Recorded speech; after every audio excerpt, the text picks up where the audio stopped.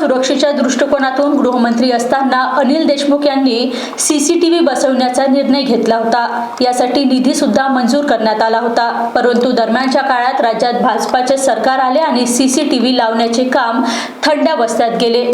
सलील देशमुख म्हणाले, मला मिळालेल्या माहितीनुसार या कामाचे श्रेय अनिल देशमुख यांना मिळू नये यासाठी हे काम रद्द करण्यात आले आहे। परंतु हा प्रश्न सामान्य जनतेचा असल्याने जनतेच्या हितासाठी तरी हे काम करावे। राजकीय द्वेषापोटी काटोलमध्ये सीसीटीव्ही लावण्याचा प्रस्ताव रद्द करू नये अशी मागणी राष्ट्रवादी काँग्रेस पार्टी शरदचंद्र पवार पक्षाचे नेते सलील देशमुख यांनी मुख्यमंत्री तथा गृहमंत्री देवेंद्र फडणवीस यांना पत्र लिहून केली आहे।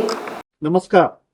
महाविकास आघाडी सरकारच्या काळामध्ये सन्मान्य अनिल बाबू देशमुख गृहमंत्री असताना गृह विभागाच्या माध्यमातून उच्च शक्ती प्रदत्त समिती 26/2021 ला घेतलेला हा निर्णय या ठिकाणी काटोल शहरासाठी सीसीटीव्हीचा निरीक्षण प्रकल्प, video surveillance system, automatic number plate recognition कॅमेरे, भूमिगत ऑप्टिकल फायबर नेटवर्क आणि पब्लिक ऍड्रेस सिस्टम इत्यादी गोष्टीचा समावेश करून आपल्या काटोल शहरासाठी कायदा व सुव्यवस्था चांगली राहावी व त्या ठिकाणी इकडे अपराध कमी होण्यासाठी हे प्रकल्प 9.5 कोटी रुपयांचं त्यावेळेस सरकारने मंजूर करण्यात आलं होतं।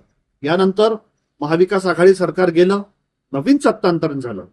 आताचे मुख्यमंत्री व गृहमंत्री व त्यावेळेसचे पण उपमुख्यमंत्री व गृहमंत्री माननीय देवेंद्रजी फडणवीस यांना विनंती आहे की हा जो प्रकल्प आपण त्या ठिकाणी रद्द केला होता, हा जो प्रस्ताव आपण त्या ठिकाणी रद्द केला होता, हा काटोल शहराच्या दृष्टीने अत्यंत महत्वाचा आहे। या दृष्टीने आपला महत्वाचा प्रकल्प पुन्हा काटोलला त्या ठिकाणी आपण मंजूर करावा।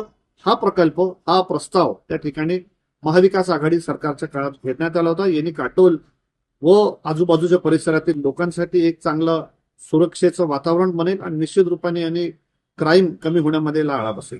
धन्यवाद।